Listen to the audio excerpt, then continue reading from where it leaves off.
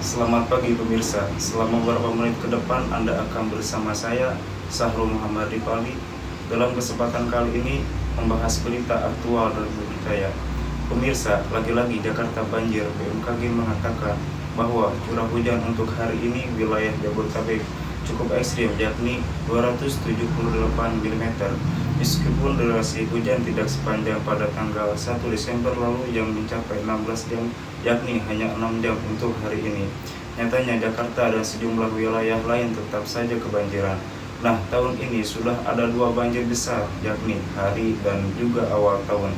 Benarkah banjir ini hanya akibat dari curah hujan yang tinggi semata atau tidak adanya inkapabilitas juga dari pemerintah daerah dalam menangani dan juga mengantisipasi banjir, dan apa solusinya?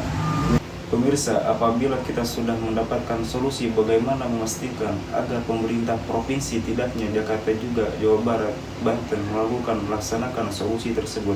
Ini akan kita bahas dalam Firefox. Hari ini ada sejumlah data yang ingin saya sampaikan untuk Anda terlebih dahulu.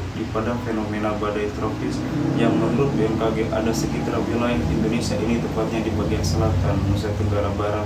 Namun Wiparita, kepala BMKG, mengatakan bukan ini penyebabnya. Penyebabnya adalah AM yang menjadikan banjir di Jakarta, Depok, Tangerang, Bekasi adalah pertemuan massa udara pemanjang dari Jawa Barat, Jawa Tengah, Jawa Timur, Bali, NTT, dan juga NTB.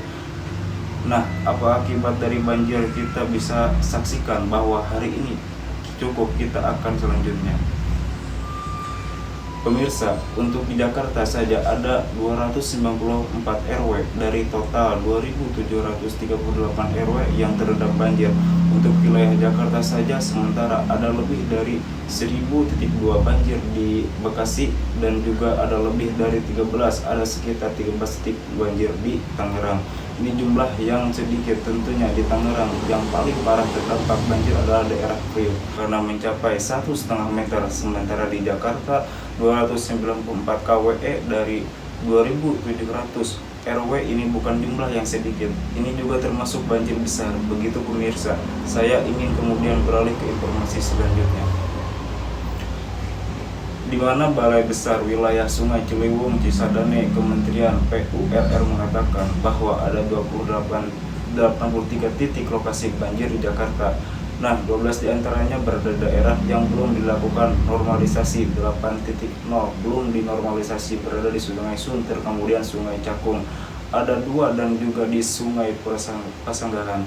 Sementara apabila kita ingat apa yang disampaikan oleh Menteri PURR Basuki Hadimulyono awal tahun ini, sempat mengatakan bahwa untuk wilayah Sungai Ciliwung ada 33 km yang seharusnya dinormalisasi, namun baru 16 km yang dinormalisasi. Ini artinya 17 km belum dinormalisasi, dan proses normalisasi selama 2 tahun terakhir ini di bawah kepemimpinan Anies Baswedan.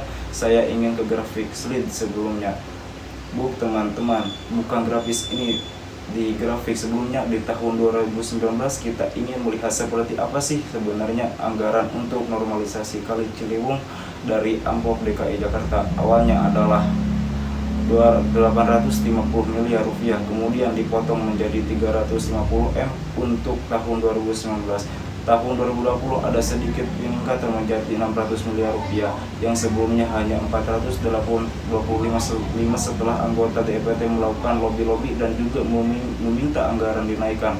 Akhirnya Propop naikkan menjadi 600 miliar rupiah di tahun 2020.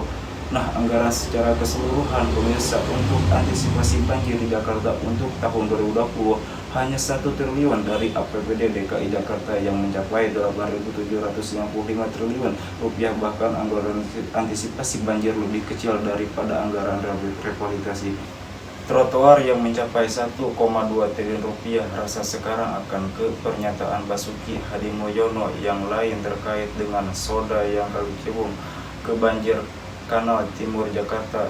Yang penting sekali, Basuki mengatakan bahwa gubernur untuk membuat program itu yakni percepatan normalisasi termasuk di Kali Pasanggerahan, juga dengan sedetan Kali Ciliwung ke BKT banjir Kanal Timur. Beliau mengambil langkah-langkah untuk pembebasan lahannya, karena dari total 1,2 km 600 meter diantaranya sudah kita kerjakan, sementara sisanya yakni 600 meter proses pembebasan tanahnya masih belum berhasil dilakukan atau belum dilakukan oleh pemerintah Provinsi DKI Jakarta.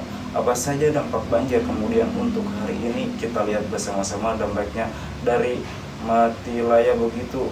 Kalau untuk transportasi dari rute Transjakarta kemudian dialihkan, bahkan 3 kondom lumpuh dan juga 2 tergenang banjir. Sementara untuk KRL pemirsa, ini seperti di kampung Badan Kemayoran dan juga susah dan bahkan terendam air. Sementara itu 12 tol menurut harga 12 jalur tol di Jabodetabek juga sempat terendam banjir.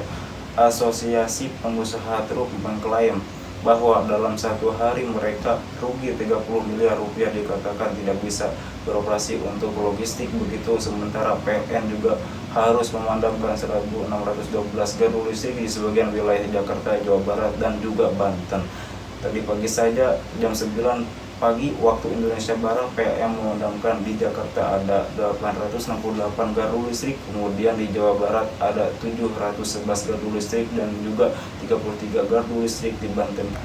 Kita bisa bayangkan kerugiannya seperti apa banjir satu hari ini, namun jumlahnya pun dikalkulasi oleh nantinya mengalkulasi seperti PBI, Salah, dan juga lembaga. Informasi tadi menutup jumpa kita pada kali ini. Saya Sahrul pamit dan sampai jumpa.